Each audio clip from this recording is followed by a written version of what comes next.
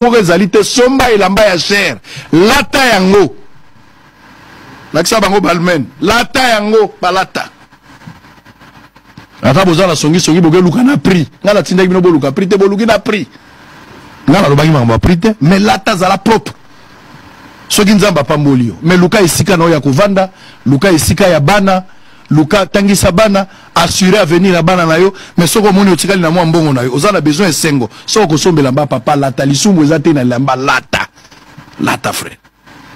passer la kobimisela nga verset moko te baboyi bato balata Weston te ezate wana ezate Weston na Bible bapekisi pe lamba ya cher te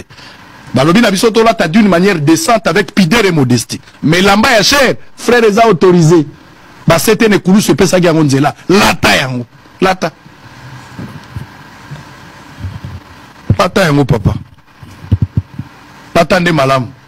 kolata bilamba ote kopesa bato libaku olati bilamba lokwa bato maboma to lati na kati bilamba ezomona nde mabe mais kolata bo frère lata lisumu zate donc l'homme de Dieu avait raison bilamba to kolata lokola biso na message ya Branham écriture ezali bilamba to kolata pe to kolata ya cher Branham ndalobi yango lata bilamba ya kitoko pe ya cher po eumela ebebate écriture ezali Branham a soutenir biso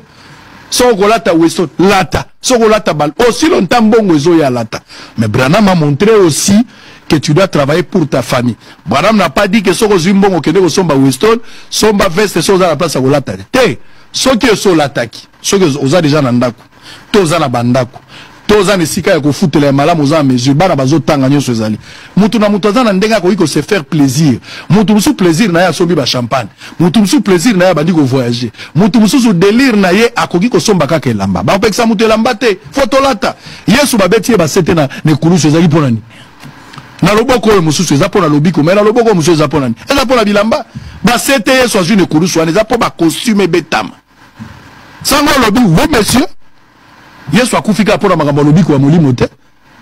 même pona lobiko ya nzoto ezali même pona kolata il faut tolata bientôt lakisa bato ke toza bana nzambe l'or et l'argent appartient à Dieu bongo ba costume ko utap Weston balmen ko utap to kolata te Dolce Gabbana ya sike bimi tolata to kolata l'or et l'argent appartient à Dieu to kolata ochebo yo beti yango na nzoto Alexandre Makwine koti to kolata papa tokolata eza biloko na biso za bato mokili te biso tokolata lisumu moko ezali te somba elamba ya cher lata yango nakisa bango balmen lata yango balata